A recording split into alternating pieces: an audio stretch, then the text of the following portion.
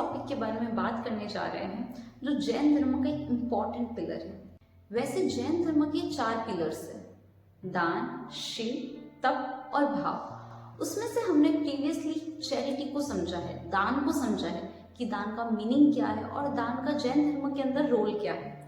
आज हम शील को समझने की कोशिश करेंगे कि शील का मीनिंग क्या है, उसकी इम्पोर्टेंस क्या है और इसका पालन करना क्यों जरूरी है। तो आइए बिना टाइम वेस्ट के स्टार्ट करते हैं। तो शील वर्ड जब हम ये सुनते हैं तो सबसे पहली चीज जो हमारे दिमाग में आती है वो है ब्रह्मचर्य का पालन करना, और शायद यही सुनकर हम कहीं ना कहीं शील को समझ नहीं पाते हैं। ब्रह्मचर्य का पालन करना शील का एक इम्पॉर्टेंट पार्ट है, लेकिन सिर्फ इतना ही शील का मीनिंग नहीं है। शील बहुत ही ब्रॉड वर्ड है, हमारे कैरेक्टर, हमारे आचरण को डिफाइन करता है। तो इसीलिए शील को अगर हम डीपली समझने की कोशिश करें तो शील का मीनिंग होता है कि हम हमारी बॉडी के जो 5 सेंसेस है, और ये 5 सेंसेस जिसके ऑर्डर पे काम करते हैं वो है हमारा मन। जब हम इन 5 सेंसेस और हमारे मन को कंट्रोल करें, इनकी डिजायर को कंट्रोल करें, तो हम शील का बहुत अच्छे वे में पालन कर सकते हैं। तो मन में क्वेश्चन ये आता है कि किस तरीके से हम हमारे इन 5 सेंसेस और मन को कंबाइन करके शील का पालन कर सकते हैं। तो सबसे पहले हम ये जानेंगे कि ये 5 सेंसेस कौन कौन से हैं। तो पहला सेंस जो है वो है हमारा टच, जिसको हम स्पर्शेंद्रिय कहते हैं। सेकंड सेंस है हमारा टेस्ट, जिसको हम रसनेंद्रिय कहते हैं। थर्ड सेंस है हमारी स्मेल, जिसको हम घ्राणेंद्रिय कहते हैं। फोर्थ सेंस है हमारी साइट, जिसको चक्षुरेंद्रिय कहते हैं। और फिफ्थ हमारी हियरिंग पावर, जिसको हम श्रोतेंद्रिय कहते हैं।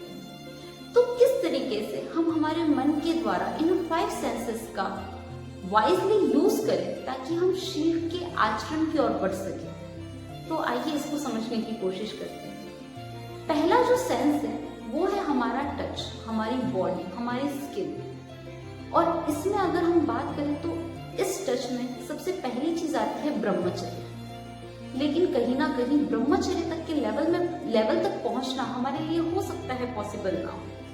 लेकिन एक चीज हम जरूर कर सकते हैं कि अगर हम जिस भी इंसान के साथ रिश्ते में हैं, उस इंसान के लिए हम लॉयल रहे, ऑनेस्ट रहे, रिस्पेक्टफुल रहे, तो ये भी ब्रह्मचर्य का पालन करने की एक छोटी सी शुरुआत होगी। एक वक्त पर हम सिर्फ एक ही इंसान के साथ रहें। सेकेंड सेंस है हमारी टच, जिसके 2 काम है। पहला काम अच्छा खाना खाना और दूसरा काम फ्रीडम ऑफ स्पीच यानी बोलना। पहला काम जो है कि हम हमारी भूख मिटाने के लिए और हमारी डिजायर को शांत करने के लिए हम जो हमें अच्छा लगता है, हमारे टंग को अच्छी लगती है, वो चीज़ खाते हैं। लेकिन हमें यहाँ पर थोड़ा सा सेंसिबल होने की ज़रूरत है कि हम जो खा रहे हैं उससे किसी जीव की हत्या तो नहीं हो रही है, हम किसी जीव को मार कर तो नहीं खा रहे हैं। और इसी के लिए हमें कहीं ना कहीं हमारे उस डिजायर को कंट्रोल में करना है कि कम से कम हम जितना हो सके सात्विक भोजन लेने की कोशिश करें, वेजिटेरियन या वीगन खाने की कोशिश करें। सेकंड जो जीव का काम है वो है बोलना, फ्रीडम ऑफ स्पीच। हमें हमारे मन को इतना कंट्रोल में रखने की कोशिश करनी है कि हम जो बोल रहे हैं कम से कम उससे किसी का दिल ना दुखे। थर्ड जो सेंस है वो है हमारी स्मेल, और इसका सबसे जो नेगेटिव यूज हम करते थे वो हमारा एडिक्शन है। तो हम कोशिश ये करेंगे कि हम हमारे स्मेल के थ्रू ड्रग्स या कोई ऐसी चीज में ना गिर जाए जो हमारी बॉडी, हमारे मन और हमारे माइंड के लिए हार्मफुल। अच्छा देखना, लेकिन इसको हम थोड़ा सा अलग वे में समझने की कोशिश करें तो हम ये देखें कि हमारा पर्सपेक्टिव क्या है।